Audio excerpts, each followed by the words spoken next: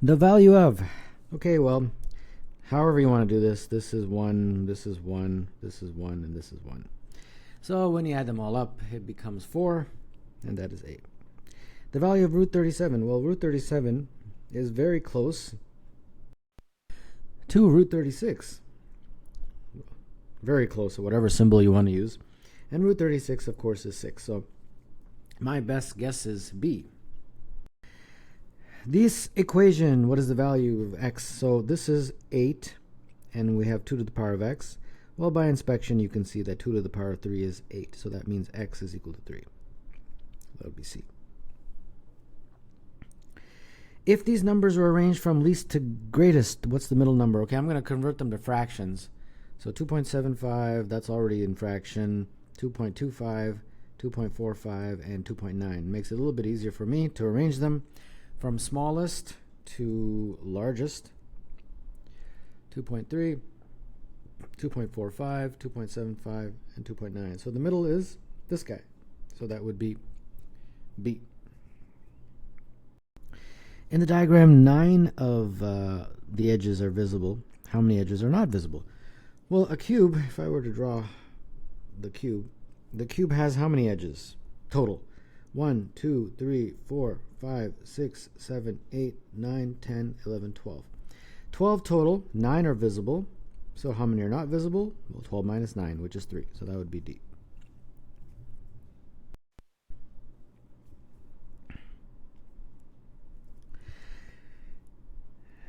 Five paths from A to B are shown. In which figure is the path the shortest? Okay, well, counting these, this is a path of 8, this is 8, this is 8, and this is 8. This is the only one that requires a little bit of calculation.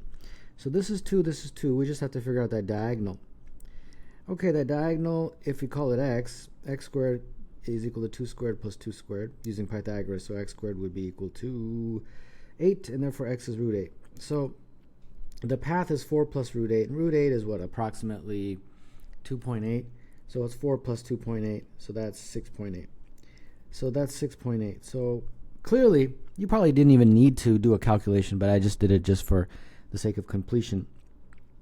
Just by inspection, you can see that D is the one that is the shortest path, and we've also proved it with the calculation. So the answer is D. A train consists of one engine and n freight cars. The engine's length is 20 meters, and each freight car has a length of 15. If the combined length of the engine and the freight cars is 140, what is n? So the mathematical equation would be F times n plus E is equal to 140. So they're saying that F is 15, n is what we have to figure out, and E is 20. Okay, that sounds simple enough. So 15n is equal to 120, and therefore it looks to me that n would be 8. And if n is 8, then that would mean that's B. Which of the following integers has the same remainder when it is divided by 3 and when it is divided by 4? So 9, let's make a list here. Remainder divided by 3, remainder divided by 4. Let's see what we get. Let's make a table here based on these answer choices. Okay, so this is 0 and 1, 2 and 3, 1 and 2, 1 and 1, and 2 and 0. Okay, so clearly 13 is a number that when you divide it by 3, you get a remainder of 1, and when you divide by 4, you get a remainder of 1 also. So that's the only one. So therefore the answer would be D.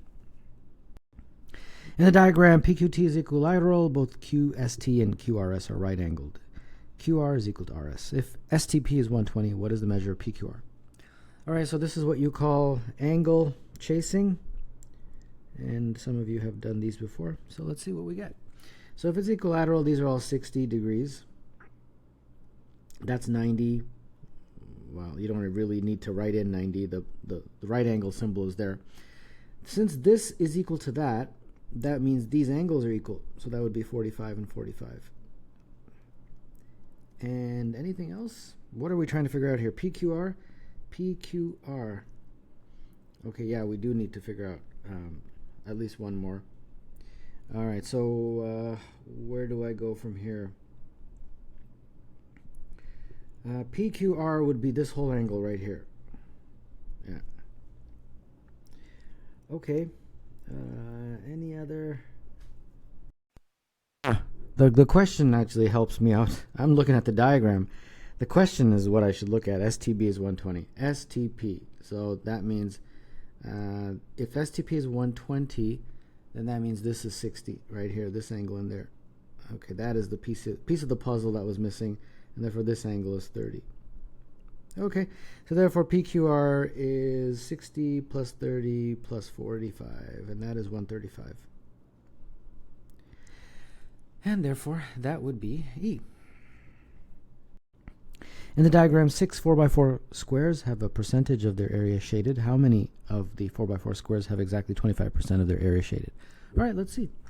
Well, this one clearly is 25%. This one is also 25% because those two triangles add up to a square, and that square would be a quarter. This one, I don't think so, because this looks like it's more than 25%. I'm going to put an X on that one.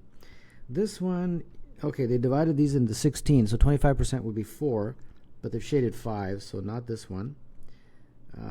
Let's see here. This one,